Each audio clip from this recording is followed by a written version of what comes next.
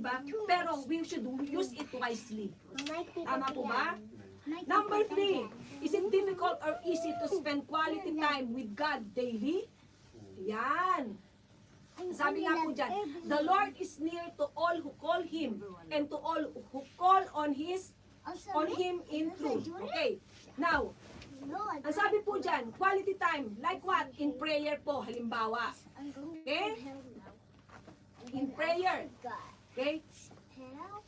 Sino po rito? Pag nag-start pa lang nag-pray, yung amen kinabukasan na. Hindi na natapos ang prayer.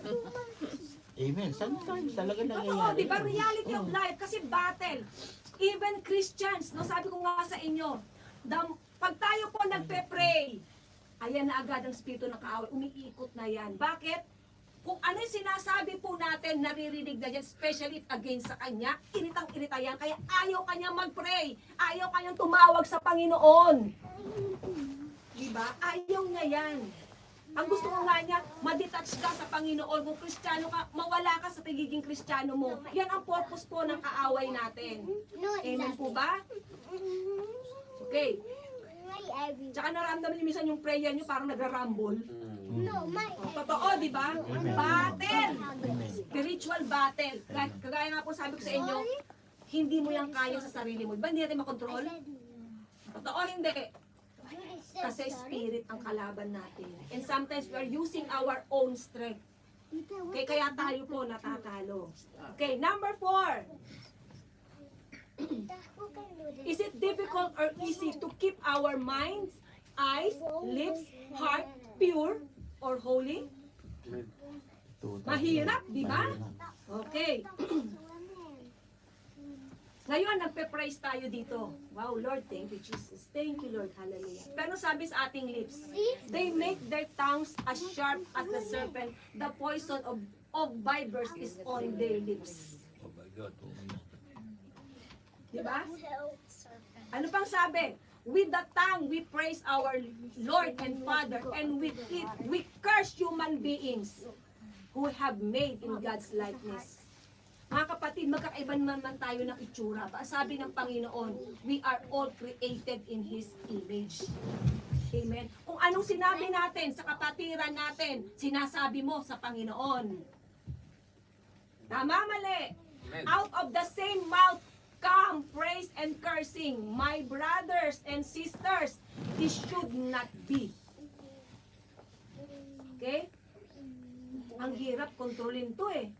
No? Kaya nga sabi nung minsan, sampalin mo na lang ako kesa makarinig ako ng masasakit na salita sa iyo. Kasi yung masasakit na salita, nag-aalingaw-ngaw yan eh. Paulit-ulit na nare-rewind yan ng kaaway. Pero yung pain, pag nawala, wala na eh.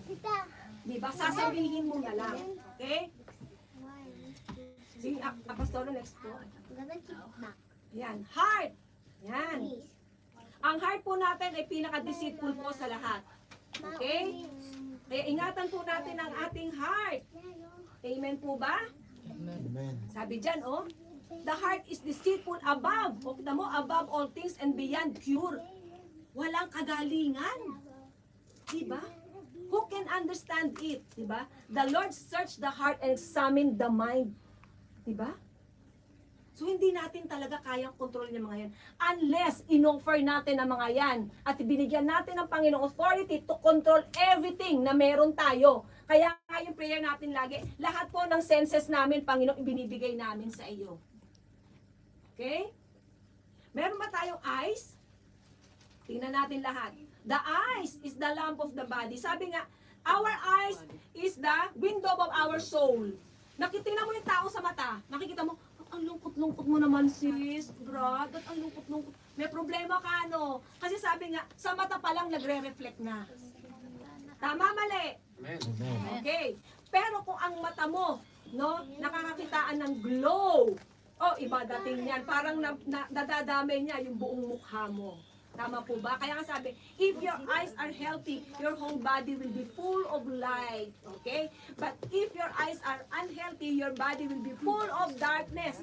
If your light, if when the light within you is darkness, how great is that darkness? Bakit? Ang mata po natin, makasalanan, nakakakita ng lahat.